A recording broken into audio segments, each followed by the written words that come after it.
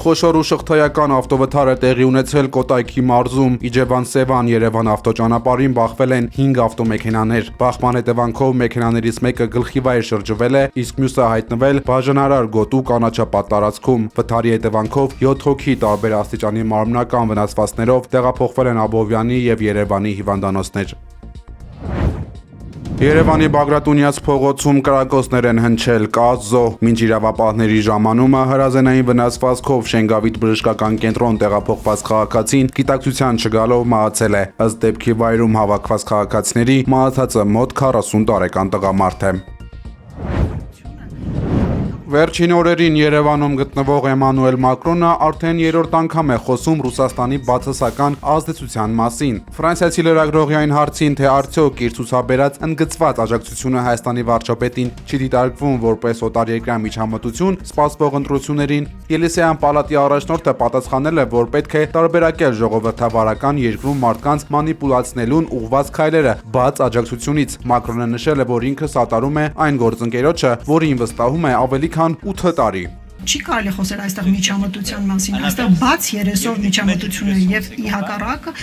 կան այլ միջամտություններ օտարերկրյա գործակալների միջոցով, Մոսկվայի պատվերով, որոնք փորձում են կեղծել ժողովրդավարությունը։ Ես տալիս եմ իմ հաստարկները, ես մասնակցում եմ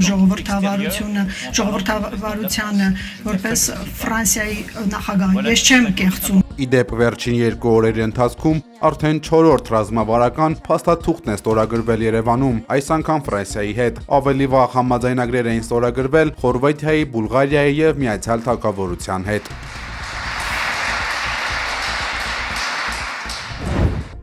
Երևանում կայացած Հայաստան-Եվրոպական միություն անդրանիկ գագաթնաժողովի ընթացքում կողմերը ընդունել են համատեղ հայտարարություն, որտեղ ԵՄ-ն վերահաստատել է իր անստասան հանձնառությունը սատարելու Հայաստանի ինքնիշխանությունն ու ժողովրդավարական բարեփոխումները։ Եվրոպական կողմը պաշտոնապես ճանաչել է հայ ժողովրդի եվրոպական ձգտումները, հիմնվելով 2025 թվականի մարտին ընդունված ԵՄ-ին անդամակցելու գործընթացի մեկնարկի մասին օրենքի վրա։ Տնտեսական եւ ենթակառուցվածքային առումով գագաթնաժողովը ամրագրել է զգալի ձեռքբերումներ։ Գլոբալ դարպասներ ծրագրի շրջանակներում ԵՄ-ն ներդրումները նախատեսում է հասցնել 2.5 միլիարդ եվրոյի, 270 միլիոն եվրո արժողությամբ դիմակայունություն եւ աճ ծրագիրն էլ կշարունակի խթանել սոցիալ-տնտեսական բարեփոխումները։ Բացի այդ, կողմերը մեկնարկել են բարձր մակարդակի տրանսպորտային երկխոսությունը եւ ողջունել ԵՄ մուտքի արտոնագրերի ազատականացման գործընթացում արձանագրված առաջընթացը։ Անվտանգային ոլորտում կարևորվել է եվրոպական խաղաղության գործիքի միջոցով Հայաստանին տրամադրված 30 միլիոն եվրոյի աջակցությունը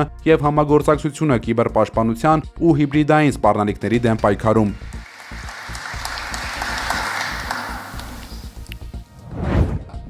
Բլումբերգի ուղիղ հարցին ուղիղ պատասխանելուց խուսափել է Նիկոլ Փաշինյանը։ Լրագրողի հարցին, թե վերընտրվելուց հետո Հայաստանը պատրաստ է պաշտոնապես դիմել Եվրամիության անդամակցության համար եւ դուրս գալ ԵԱՏՄ-ից, Փաշինյանը նախ շատ երկար խոսել է Հայաստան-Ադրբեջան խաղաղության գործընթացի մասին, չնայած հարցը դրա մասին չէր, ապա վերջում մեղմ ասած շրջանցող պատասխան տվել։ Այս ոլորտում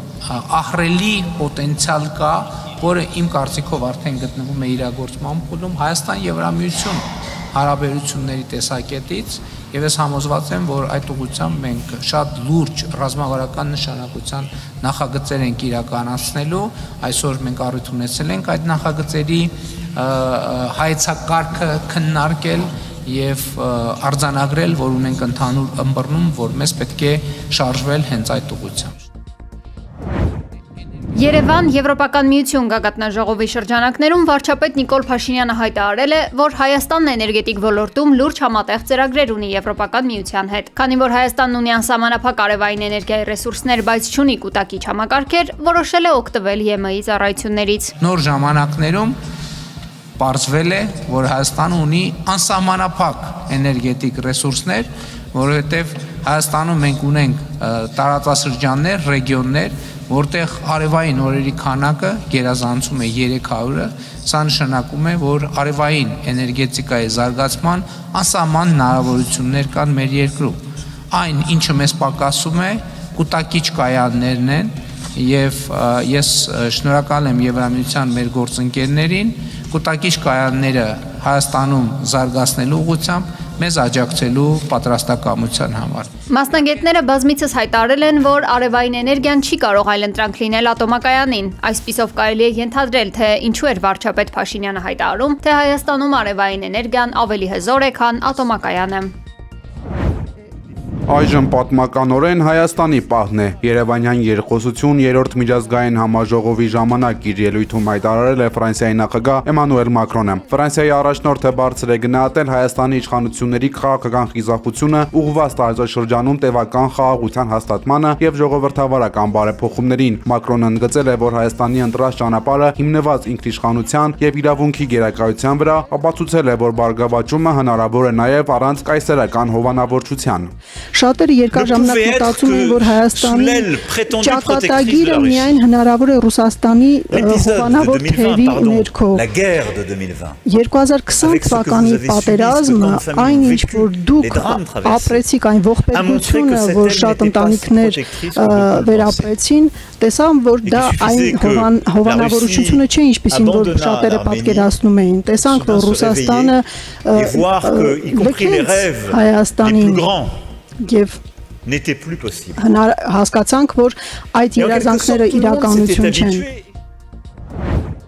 Ինձ զգում եմ ինչպես տանը, այսպես է արձագանքել Հայաստան-Թուրքիա կարգավորման գործընթացում Թուրքիայի հատուկ ներկայացուցիչ Սերդար Քլեչը Երևանում լրագրողի հարցին։ Անդրադառնալով հայ-թուրքական սահմանի բացման հստակ ժամկետների վերաբերյալ հարցին, թուրք պաշտոնյան նշել է, որ սահմանը բացելու որոշումն արդեն կայացված է եւ այն կիրագործվի, երբ ձևակերպումներն ավարտվեն։ Քլեչի խոսքով շինարարական աշխատանքները գրեթե ավարտված են, սակայն դեռևս կան որոշակի տեխնիկական ու բյուրոկրատական հարցեր։ Մյուս հարցին, թե արդյոք Թուրքիան ունի քաղաքական կամք սահմանը բացելու համար, Քլեչը վստահեցրել է, որ պաշտոնական Անկարան իր քաղաքական կամքի մասին հայտարարել է դեռևս 2022 թվականի օգոստոսին։ Այդուհանդերձ նա հրաժարվել է որևէ հստակ կանխատեսում անել բացման ժամկետների վերաբերյալ, նշելով, որ չի ցանկանում մոլորեցնել հանրությանը։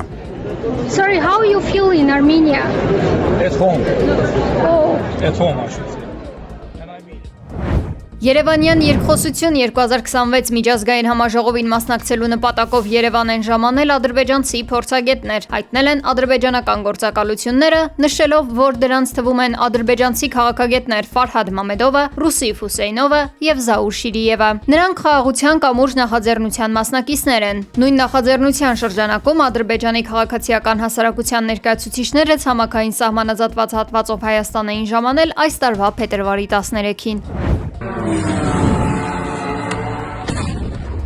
Ռուսաստանի մի շարք շրջաններում տեղի է ունեցել անօդաչու թռչող սարքերի զանգվածային հարձակում, ինչի հետևանքով կան զոհեր եւ վիրավորներ։